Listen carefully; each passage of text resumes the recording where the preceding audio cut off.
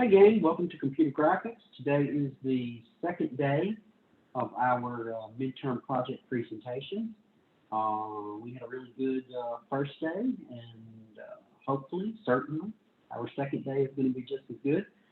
Today we're going to have three teams present. Mission Control is up first, followed by Nature's End, followed by the We and Ed 3090, not to be confused with We 3090. So those are the teams who are going to be presenting today. Eric, would you like to go ahead and kick off the mission control for us? All right. Let's see. Uh, is this visible for everybody? Yes. Yeah, it looks great. Thank you.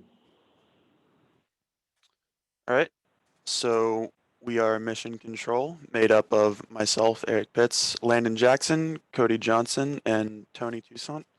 Um, Tony's not actually here with us today because this morning he looked like he got his face torn up by his dog, which looked really kind of painful. So that's Whatever happened to man's best friend? I I don't know. I don't know. But so going on, uh, the overall goals for our project were I don't I saw a chat message pop up, but I can't see chat. So the overall goals for our project was we had themed our project around making an alien world, specifically like an alien forest, and so we were going to make a world that was like starting out in a cave and then you move outside of that cave into a forested area and you walk through that forested area, eventually leading to like some lake or a water feature or something of that sort. Um, we weren't really trying to make like gameplay mechanics for it so much. We just wanted it to be like a walking simulator that we put most of our effort into just making it look nice. And I believe Landon was going over the next slide. You're muted, Landon. Sorry, I didn't realize I was muted.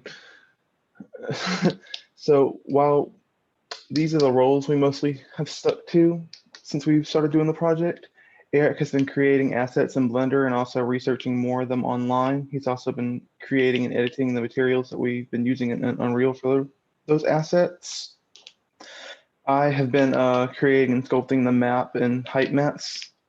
I've been making the mountain systems and things like that, and the cave system. I've been creating the particle systems that we are kind of using in the map right now. Cody has been implementing post-processing effects while he's also been touching up on environmental details that me and Eric have missed out on. Tony has been focusing more on creating weather-based particle systems and trying to work out some new visual effects. So, a brief rundown of the changes that we've made since our last presentation. We finished the cave area, like finalizing it, adding in all the foliage and lighting and decorations that we intended to have from last time. Landon added in some more variation to the height map so that the ground isn't just entirely flat outside. He also added a border around the map such that you can't just walk off the edge of the map and die. He also put together a landscape material that allows him to do landscape painting, which I have no idea how that works, but it apparently does.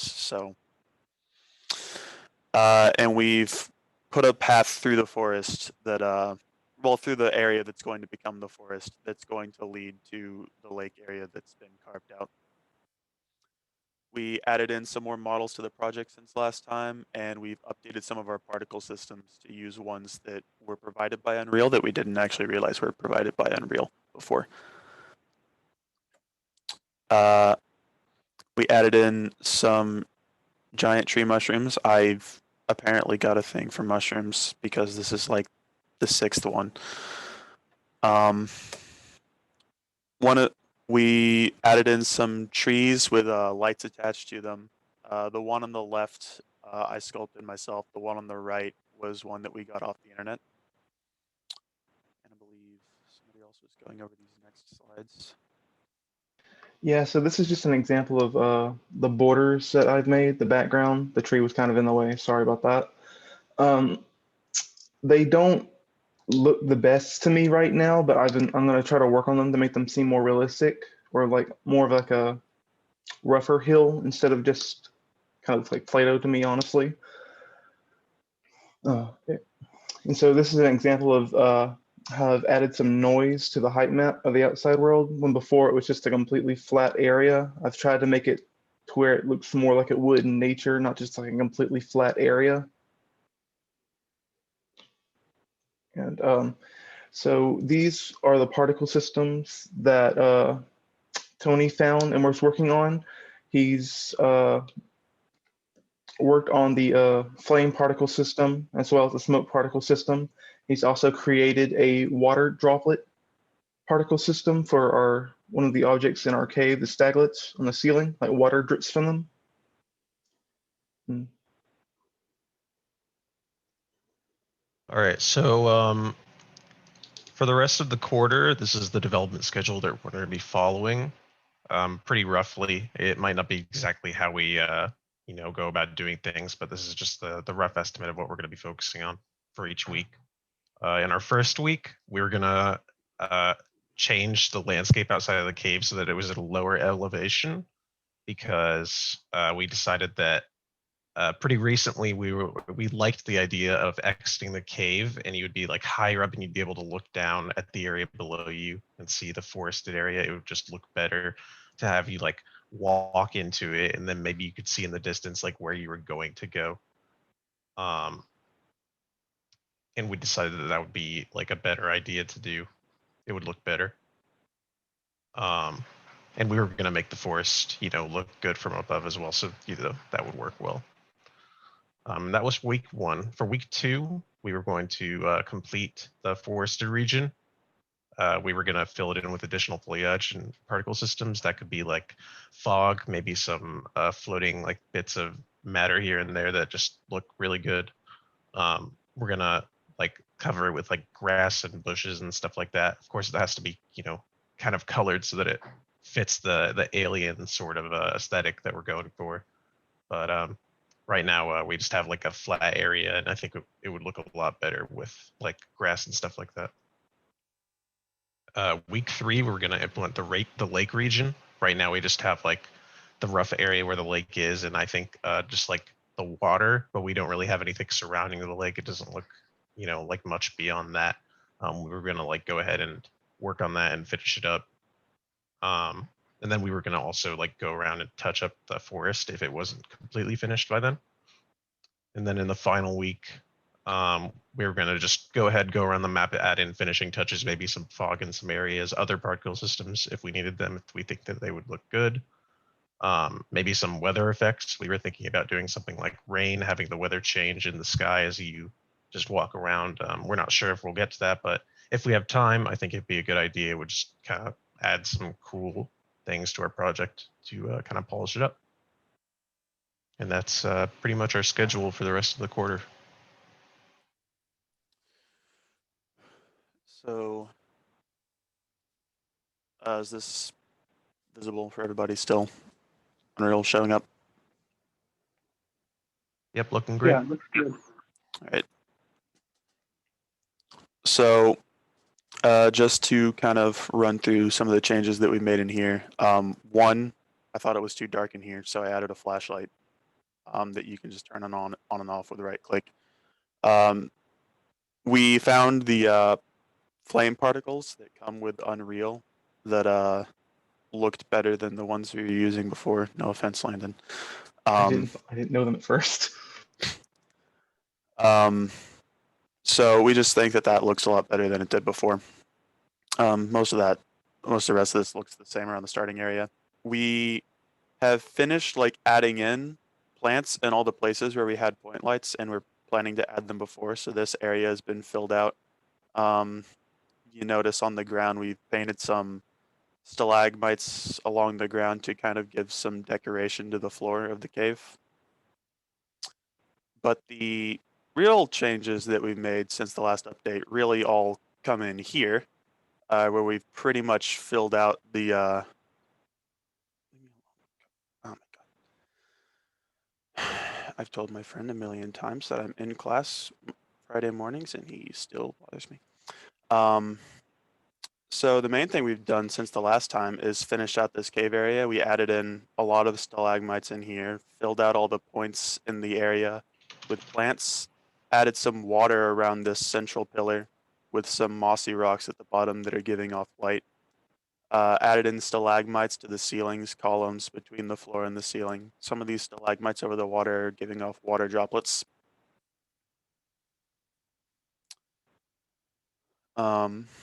And if we move out from this cave area, we'll enter into what's the beginning of what's going to be our forested area, where you can really get a sense of the scale on the models added. Like, I don't think it's quite conveyed very well through a picture, but you come outside and you look up, and these things are just massively towering above you. And then you can see like the variation in the map a lot better, like from a first person perspective. Like, you just can't see flat across it because it's just too wavy. We have our models, which also look a lot bigger in person. You can see the border around the map a lot better and the path that we're cutting through the forest. And real quick, just like one of the last things that we added in last night was Landon cut out this lake area, and I put a plane with a water material on it. If you set this to invisible real quick, you can see the lake underneath it, but it's really just like a water texture that I've laid over the top of it. And that's pretty much the changes that we've made since the last time we presented. Does anybody have any questions?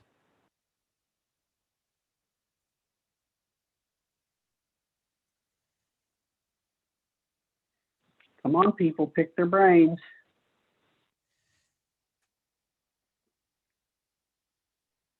And maybe you guys saw something that you liked in our presentation you want to implement for yourself. We can kind of go over that a little bit. You know, if you want to point anything out in particular. Okay, so we got a couple questions. Are we going to be able to go under the water in the lake? We haven't quite decided on that yet. At the moment, the lake was just supposed to be like a set piece, but if we have enough time to start messing with like swimming and water mechanics, then we'll probably do something like that just to have more areas in the map, but it's kind of the lowest on our priority list. How do you add the texture to your Blender assets? Did you add it through Unreal? So, I usually put the textures in Blender whenever I make the assets, just so that whenever so then I can bake the assets or the textures into the materials so that whenever I import it into Unreal, it just automatically has it all set up for the most part. Some things like scaling on textures, like with a texture coordinate, doesn't work quite well. It actually does the opposite when I import it into Unreal than when I made it in Blender. So if I set it to like 8 times scale in Blender, it'll set it to like 0.125 scale in Unreal, which is not ideal, but it's a pretty quick, easy fix. As for, I guess I can just show something real quick. So I'll just grab here. So for example, if I come in here to add textures to it, I just come to the shading tab, and then you add it in with like a node system, pretty similar to how it would be in Unreal. It's just a little bit different. You just add in the texture and then you plug it into the base color and so on, and you plug the normal map into the normal thing. It's really similar to Unreal. It's just you do it in Blender, and then when you export it, you can tell it to copy the stuff to the models, so that whenever you import it into Unreal, it just remembers those references.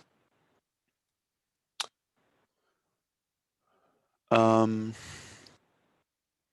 problem. Did you make the entire area around the lake higher, or did you make the elevation negative? That would be a question for Landon. I made the elevation negative. I used the sculpting tool, and I think if it's Control Shift left click, you can make the elevation negative instead of positive. And I used that to kind of make the indent. Like I toned down the power the tool had, and I tried to make it like little bit by little bit. And then I tried going it over a little bit with smoother to make it a little less rough. Okay. How did you go about making your own plant? It was basically just finding an image online as a reference and then trying to copy the reference as closely as I could. That's pretty much how I've done all of the like things that I've made in here on Blender. Like these, I was taking like a reference from Xenoblade Chronicles X. These, I was looking at a reference image for alien plants that I looked up that just had a bunch of like different thingamajigs on it. Some of these in here, like I was browsing Sketchfab and then found something that looked like it was something that I wanted, and either it cost money or it like just wasn't available for download. So I just looked at the model they had on there and tried to copy it closely. But for the most part, it's just using a lot of reference images and then trying to match it up in Blender as closely as I could. Water dripping from the stalactites was just adding in like a droplet particle system that Tony created like right under the stalactites. Yeah, if Tony were here, he would go in more detail about that. Sorry about that, but it's basically just particle systems for each of those. Just put them wherever you want.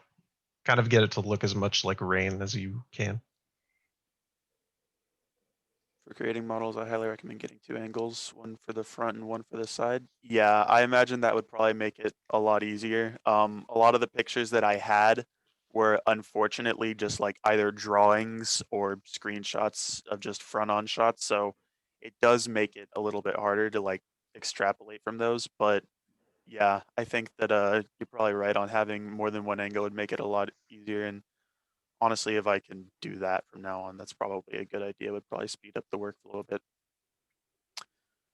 If nobody else has any questions, that's what we have for today. Okay, thank you guys. That was very interesting. Like I said, I really liked your mossy rocks underwater. They looked great. And I'd also add, I liked your approach there, Eric. Look at something, window shop, and you decide you can't afford it, so you decide you're going to make it. That's great. I mean, necessity may be the mother of invention, but definitely the father of invention is among college students is poverty. So, yeah, they work hand in hand, I guess. Okay, but no, good deal. That was very enjoyable. Thank you guys. Y'all got a lot of good questions that y'all worked y'all's way through. Okay, next up we've got Nature's End. Nature's End, if you guys wouldn't mind, take it away. All right. This one.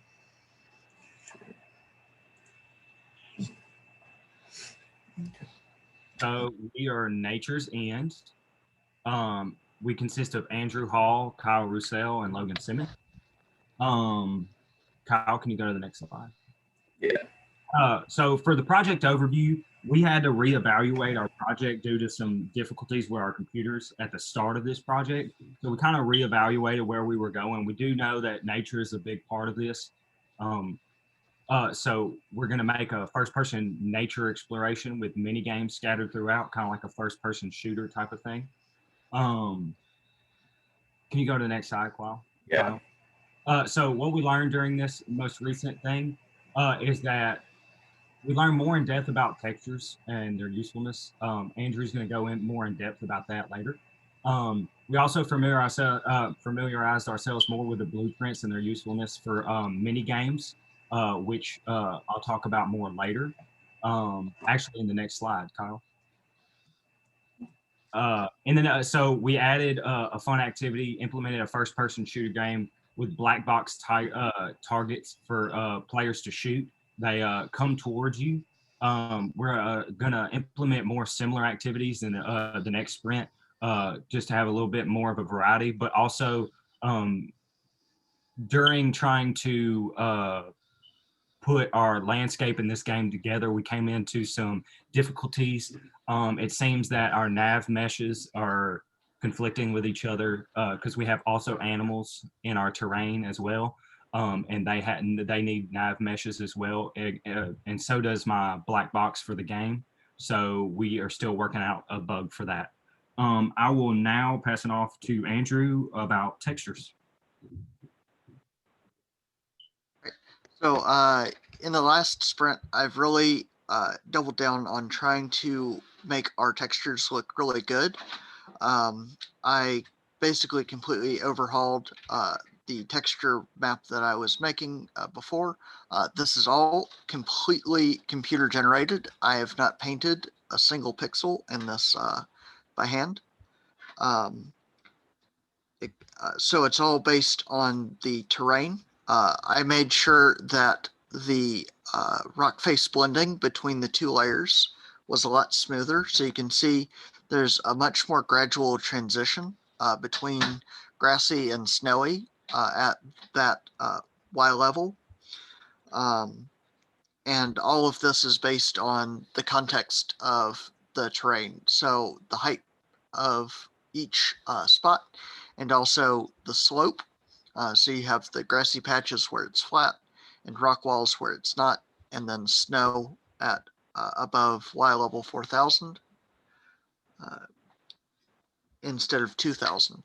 Before it was really low and we didn't really have a lot of area to play with kind of the grassy area. Pretty much wherever it's grassy, you'll be able to walk because it's flat enough. But wherever it's very steep, you should not be able to walk, and that will be reflected in the color of the terrain. All right, go on. I also added a basic lens flare to the sun to make it look a little bit more realistic. It was looking just very empty in the sky, but that was a pretty easy addition. I've also started playing with adding grasses to the green areas, but I don't have the assets chosen out of the variety I have available that look the best. So this hasn't been fully implemented. This is just in my current landscaping branch. But I'm still playing with it. They look like they work together with the ground that I have implemented. But it's still a work in progress. Alrighty. Then for what I've been doing a lot of AI work. So from the last presentation, I had the boxes kind of running around, not really worrying about the players. So now I've implemented to where it'll check to see if the player is within a strict collision. And if it is, then it'll go into a state of franticness and run around faster and farther distances, and make sure it doesn't interact with other AIs that get into its sphere. And for future sprints, we're gonna actually add in the mini games to make sure they're not really too buggy. Add in the foliage to the end product. Make some more complex living beings such as birds and fishes that go into a third dimension, and iron out any other bugs. And let me swap over to the demo.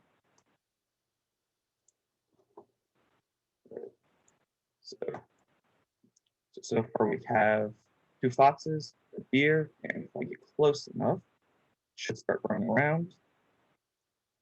Doesn't fully stay, so we don't figure that one out then, but so that, got some trees, that lens flare. And over here is where we were testing their box, and warning, it gets loud right now, so it blows up. And that's what we have for that little part right there. If you shoot it, but also there's a little bug when you tap on it, it also blows up. Yeah, we found that out. pretty well. And this is the older landscape map that we have. So, all right, I think that's all we have for showing. Is there any questions?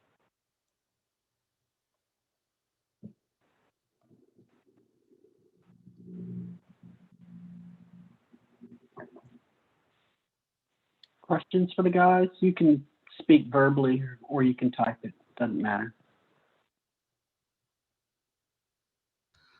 Yeah, so the terrain is based on both the elevation and the slope of the surfaces. Basically, I have it choosing between two textures on the slope, and then it chooses between a set of two sets of textures for the elevation. And I could even go so far as to add even more layers. But for this implementation, I've just chosen to go with 2 layers. I'm planning on adding also sand later, but that's not implemented currently.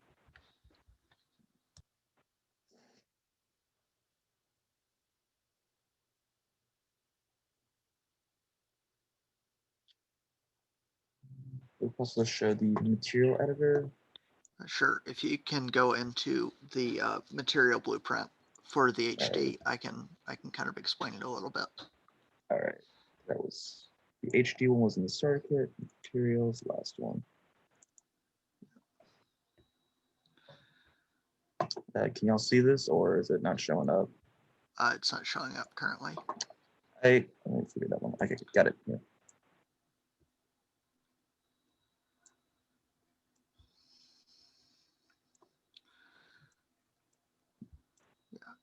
So if you go all the way to the left, is kind of the part. So there's actually a grass texture that I found. One of the materials that's in the default, and it has a lot of the other parts that make it non-uniform. Because before it was just like very obviously tiled. But basically, I'm combining grass and moss for the grass layer. I'm combining I think it's like rock and gravel for the lower elevation cliff. And then at the top, I'm using a marble texture for the snow, and I'm using a granite texture for the upper rocks.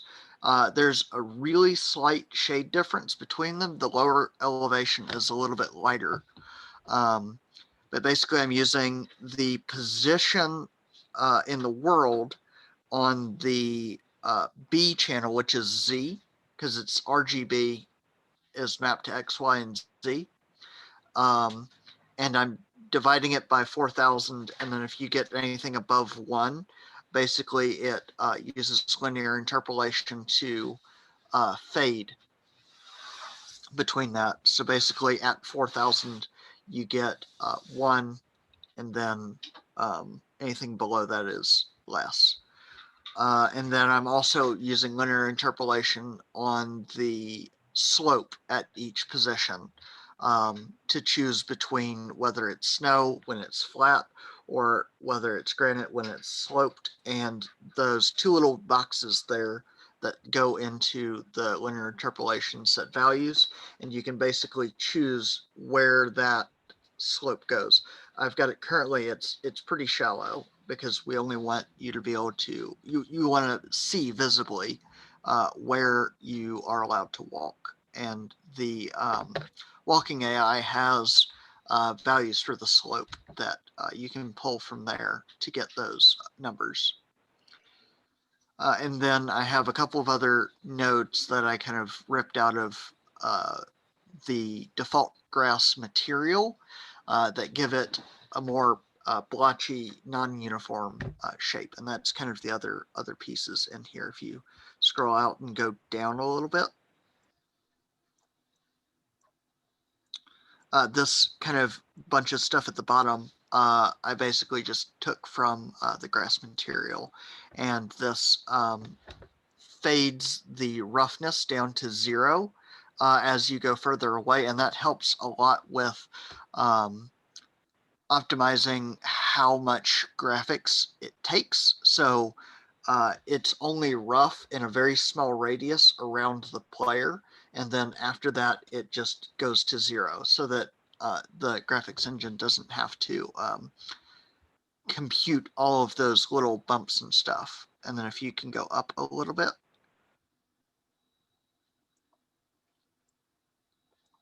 Around here. Yeah. And then this also kind of affects the roughness and whatnot of the material and gets it randomized to different areas so that it's not like a one repeating texture. It's still very shiny, and I've been trying to figure that out. But I think once I get the grasses in and there's enough stuff in front of the landscape layer, then it won't be as shiny.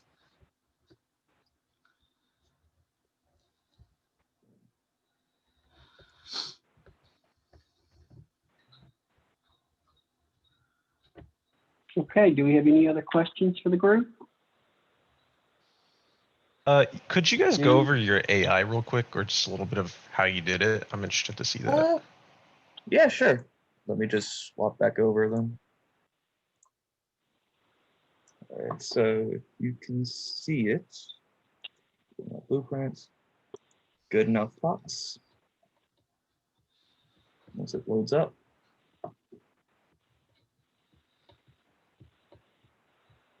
Okay, so if I remember correctly, without looking at it, it has a sphere collider, which it'll, whenever it gets hit, or like whenever you begin to overlap with it, oh, it just popped up, cool.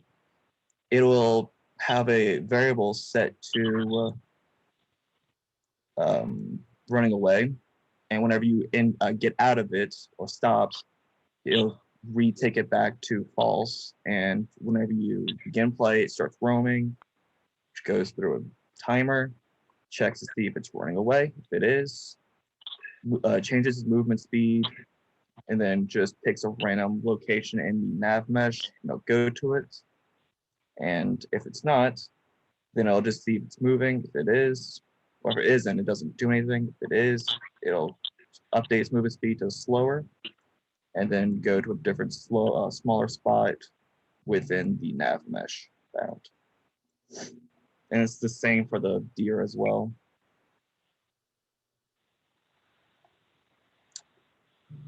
And that's what I've essentially done for the fox and the deer.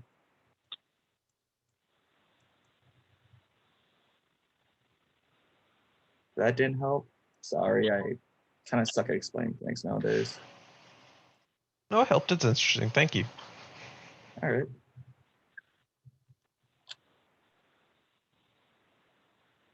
Okay, any other questions? All right, thanks guys, appreciate it.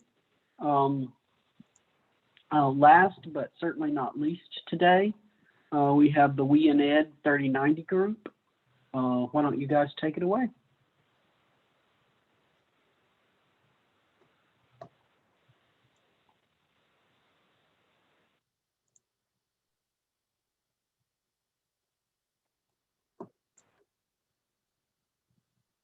Okay, can everyone hear me all right now? You're good. Yeah. Okay, awesome. So hello everyone, we're the We and Ed 3090 Ti group. I'm Jason, and we also have Noah, Brian, and Ross. So to start out with just a quick overview of the roles that we've basically assigned ourselves to. Brian has been making models in Maya. That's what he's been spending most of his time on. Noah has implemented the logic for our keypads, our various keypads, and helped plan out the rooms. Ross has been finding models for us to use, and I have been assembling the rooms in Unreal. And now quickly for the project background and some of our future goals.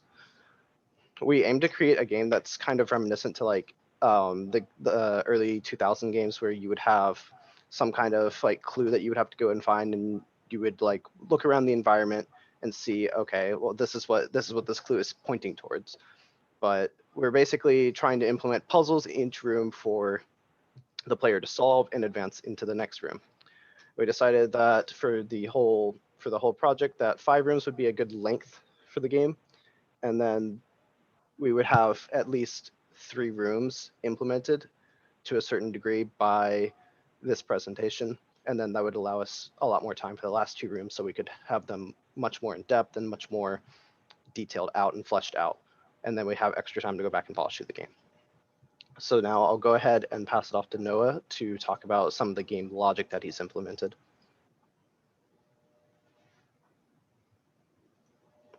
So for the game logic, a lot of our logic is implemented through interaction systems with keypad widgets. So we have each of the different keypad widgets attached to a box, and then they're given a nice little abbreviation name. So we have the sir, the ma'am, and the dear so far. And they each have their own different mechanic that you use to unlock. So for the sir, you have a 5x5 binary grid and a submit button. For the ma'am and the dear, they both have the readouts of what you're typing, but the ma'am has a QWERTY keyboard and the dear has a 0 to 9 input. And then during the demo, you'll get to see each of them in action, and they'll each open a door to the next room. And I think that Ross is going to go ahead and talk about room 1. All right, for room 1, as Noah said, we have the SIR as our input device for it. And essentially, the SIR has a little grid that matches up with the grid of the floor.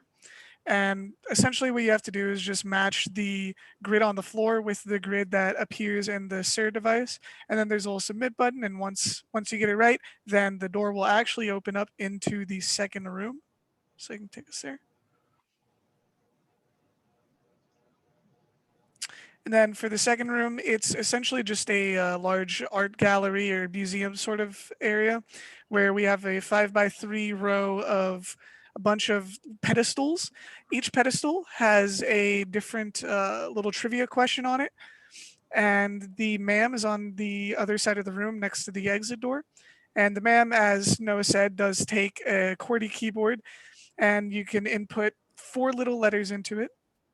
And each of the trivia questions on the pedestals corresponds to a 4-letter word that you have to input into the ma'am. Once you input it correctly, then an object will appear on that pedestal. And once you have all of them correct, the door will open up into the third room, which I will pass to Brian to take it over.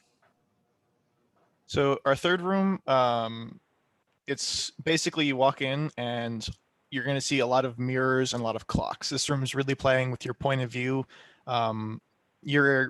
You normally think you're like, okay, I can look at the rooms and see what time it is, but all these clocks are going to be spinning at like different times, and you're going to have to try and figure out which one is the right one by using the mirrors. And then you're going to go up to the deer at the end of the room, and you're going to type in the code to like the type in the right time, and that will open the door for you to the next room. Now, what you've been seeing in the bottom left corner here is like the room plans we've had initially. We've gone through and for the most part, we've changed and I think improved them. For room 3, we haven't, you'll see it's kind of empty. We haven't actually had the time to go through and put that, like fill it out because we've been focusing mostly on room 1 and 2 so far. We got a little bit behind on room 3.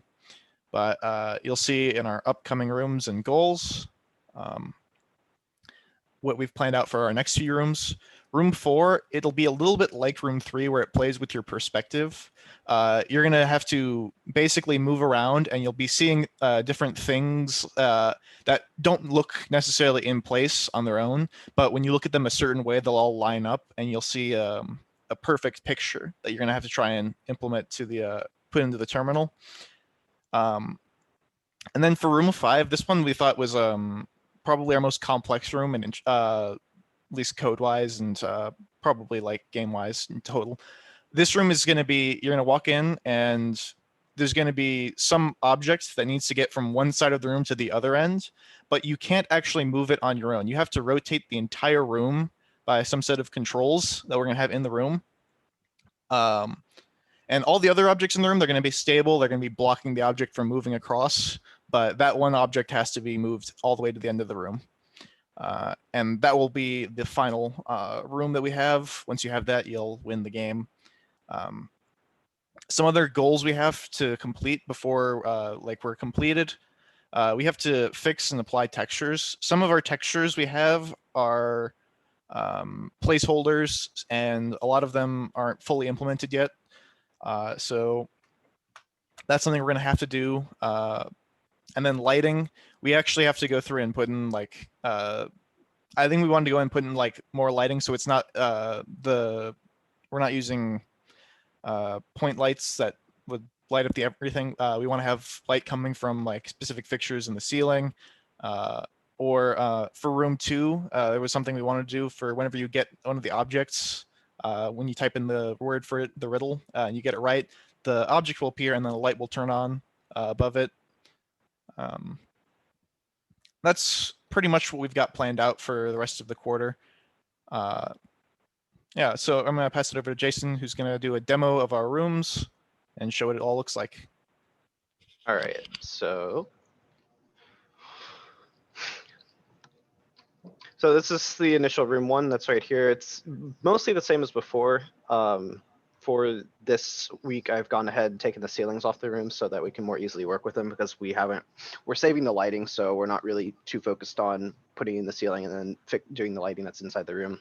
But if I just go ahead and hit play here, you can see, like I said, most of the objects are still in the same place. The walls still aren't textured and the plants still aren't colored, but that is stuff for the future. And as you can see, the SIR has been implemented onto the door. Now, it's a little bit hard to see because of the lighting, but it does actually say segmented information receptacle on the top right here. But the way that this works is that these buttons on the keypad right here match up to the tiles on the room, as has been explained. And all you have to do is just left click, and that turns the white squares black. And you're just simply, for this puzzle, selecting all the tiles that have some kind of furniture or object on them. So in this case,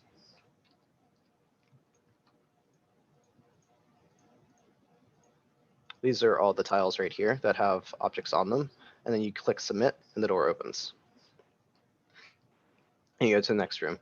So the next room, what we have planned here is that this is going to be the museum type room. All these pillars are going to have some kind of riddle, and then once you solve the riddle, we haven't really determined how we want to dynamically keep track of this, but the object is going to appear, and there's going to be a spotlight above it that turns on. And then once you have successfully done all 15, there's going to be one word answer for each of these rows of pillars, and then those 3 answers are what are going to help you to determine what the answer for this is. Now, as was said before, the keypad on the MAM is a QWERTY keyboard, and all you do is you simply type the correct answer, which in this case is going to be drum, and that will open the door. And then lastly, for, like Brian said, this room is mostly empty. However, when we do go to implement the mirror room, we have found a way to actually make glass and reflective glass with blueprints. We just haven't implemented it yet. And then we will have in one of the mirrors that we create, there will be a clock that is reflected that's not actually in the room, and that will have the time. For now, the time that you will enter on the door is just 111111, and that will open the last door.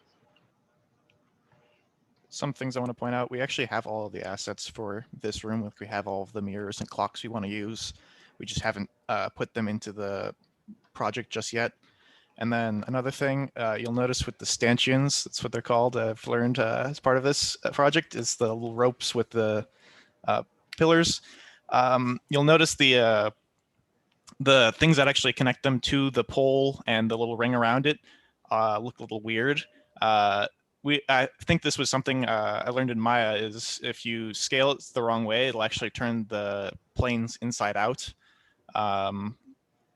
So we discovered this issue, like we couldn't figure out, we thought it was a mesh issue with like the UV textures, but I actually went back and fixed it. We have the thing and we just haven't actually swapped all of them out yet because we're out The of time. reason, the reason being as well is that Yeah, the ones we have are much bigger right now. We have to scale them down. whenever I go and put this, like if I go and select any of the poles,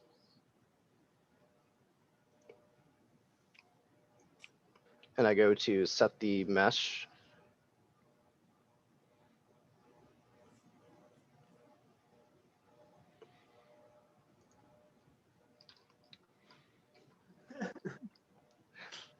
the size is just a little bit off. So that's why I haven't gone through and actually done it yet, because they still need to be all rotated 90 degrees and then scaled back down.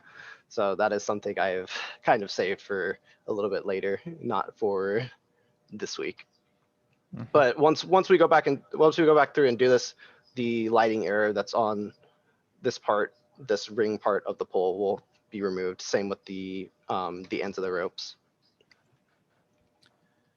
We have a And question in the chat right now from Logan about how we connected the rooms and the walls. We did that about basically we made all of the walls their own individual object. So like if Jason clicks on one, they're all like really long. We've made them elongated cubes, stretched them out and made them so they're now longer their original shape. But they're all their own cubes. This was an issue for us at first because the way the collision boxes work, if you make it one big object, you're gonna have, or at least when we were importing it from Maya, when we made them one big object, it would have a collision box that would be like the whole thing is like a cube, and you can't actually walk around inside of it. And we've actually kept around one of the walls that gave us some trouble. I have the collision turned on, so if you actually see the lines that are coming out from this wall, the collision for this wall for some reason extends outward in this weird shape. And this was partially because it was all imported as one, like all the walls and floor for room 1 were imported at once. And I'm not sure why it did this, but it did. So we ended up just importing one wall and then copy pasting it around, because they're all the same size anyway, because the room is a cube itself. And yeah, that's pretty much how we fix this issue. And then there's also this other wall right here that was originally part of the whole mesh that we imported that actually had no collision at all for some reason. So when you placed your walls and you set them in place where you wanted them, then when you tried to move like you're doing now to view your overall layer, would it move the walls even though the wall wasn't selected? No. That's a problem. That's an issue I had, and I was just curious. Thank you. Originally, what would happen is that for a while, for some reason, some of the walls were invisible from the inside. Now, the walls themselves are actually planes, but to kind of combat this issue, we've given them a bit of a depth dimension right here, so that they're not just flat planes. Because there was an issue with the textures meshing together between the two rooms, where they would just like constantly flicker between the two wall colors, and that's just, so we ended up giving the walls a little bit of depth and separating them just a bit. So you gave them a higher Z value to combat the invisible issue on the inside of it? Essentially, yes. Okay. Like I said, one of the other plans is to, if I can find it, here it is. One of the other plans is to add spotlights above all these things in this room. So pretty much once we make a blueprint or some other method of tracking the riddle that we have for this room, we're going to have just spotlights that turn on above the objects. Probably something probably something like this. And that will be the main lighting for the room, because otherwise the room is going to be rather dim.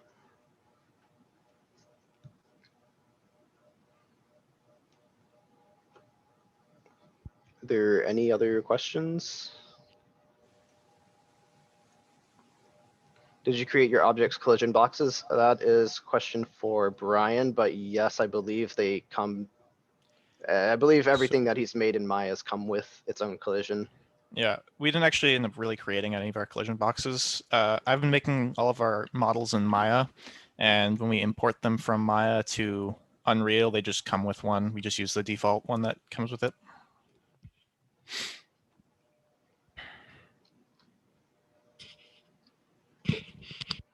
The only two imports that have given us trouble so far are these walls that we've kept around just to show.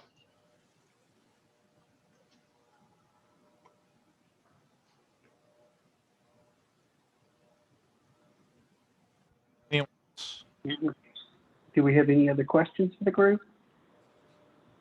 Jason, you were going to say something? No, I don't have anything to say. If there's no Okay. other questions, then thank you. Alrighty, team. Thank you, guys.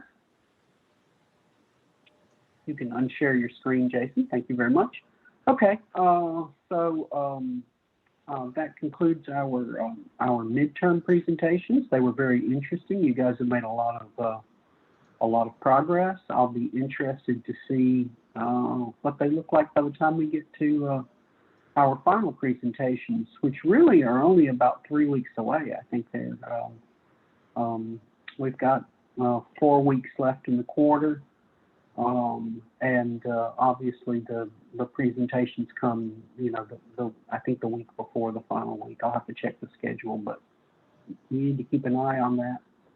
I know you guys are working on your 3rd programming assignment. That's due a week from yesterday. It's due on Thursday.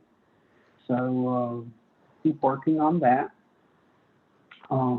We roll back into lectures next week. Next week we will have 3 lectures, Monday, Wednesday, and Friday. There will not be a sprint meeting for the projects on Friday, since you guys just came through the midterm evaluation. I didn't want to immediately have another sprint.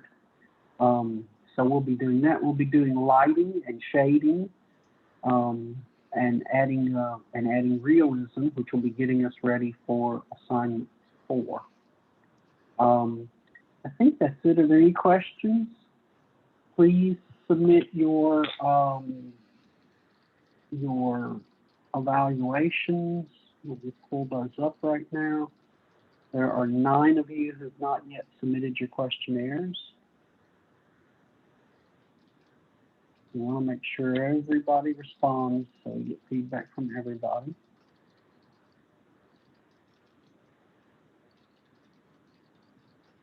Okay. Yeah, so far 15 of you have responded.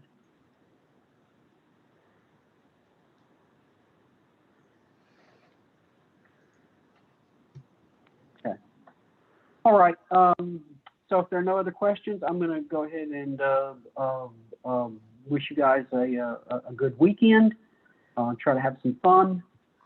Try to relax a little bit, and I'll see you guys on Monday. I will stick around if there are any questions, but until Monday, take care. Bye-bye.